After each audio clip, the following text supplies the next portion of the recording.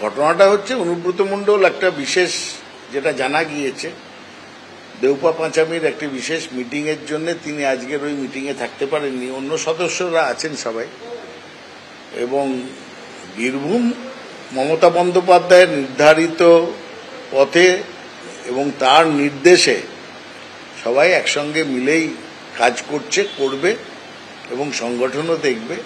আজকের হঠাৎ অনুপস্থিতি, এটার মধ্যে কোনো বিশেষ তাৎপর্য নেই।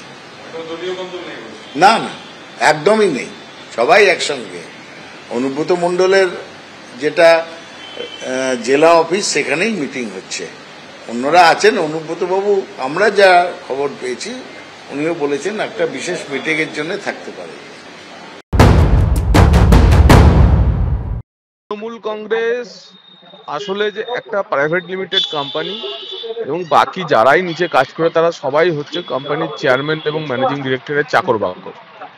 এখন ওই দলের মাথাতেই তো কে অধিনায়ক আর কে সর্বাধিনায়ক তাই নিয়ে দ্বন্দ্ব চলছে। এবং আমরা তো ইতিমধ্যে দেখেছি যে কেষ্ট মণ্ডলের হাতে আর কেষ্ট মণ্ডলের সুদর্শন চক্র নেই, সুদর্শন চক্র কাজল শেখ হাতে নিয়ে ঘোরাচ্ছে।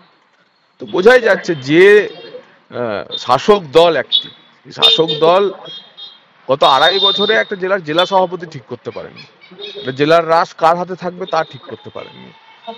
বকরাবাজি, তোলাবাজি, সিন্ডিকেটবাজির ভাগ বাটোয়ারাটাও নাকি শুনছি নাকি যে যেখানে পাচ্ছে খাবলা খাবলি করছে বলে শোনা যায় তৃণমূলের অন্দর থেকে।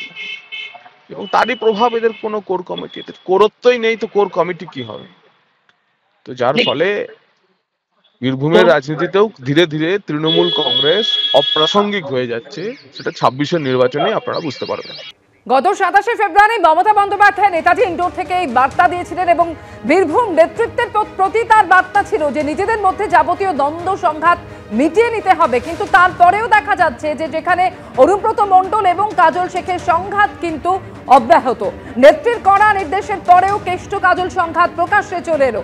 কোর কমিটির বৈঠক একদিকে, যেখানে ঘরহাজি রইলেন অনুব্রত মণ্ডল, মোহাম্মদবাজারের বৈঠকে তিনি যোগ দিলেন। দেউচা পাঁচামি নিয়ে মোহাম্মদবাজারের বৈঠকে যোগ দিলেন অনুব্রত মণ্ডল। অন্যদিকে পাল্টা কাজল শেখ বলছেন যে এরকম কোনো বৈঠকের কথা জানাই নেই। অধিনায়ক অভিষেকের পাল্টা সর্বাধিনায়িকা মমতা। যাদবপুরে নতুন পোস্টার, তৃণমূলের নতুন পোস্টার ঘিরে ফের জল্পনা।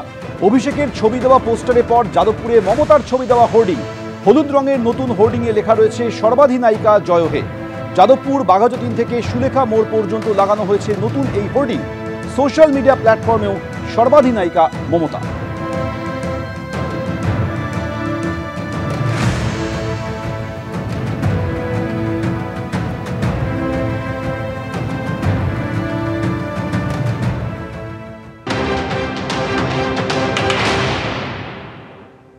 ভাই, হোর্ডিং রাজনীতি, এতে কি পরিবর্তন হয় পশ্চিমবাংলায়?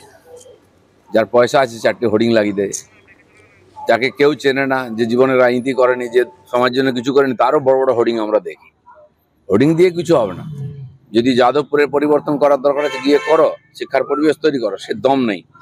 কে নেতা পার্টির মধ্যে সেই নিয়ে ঝগড়া চলছে, হোর্ডিং এর রাজনীতি শুরু হয়ে গেছে, এতে কিছু যায় আসে না।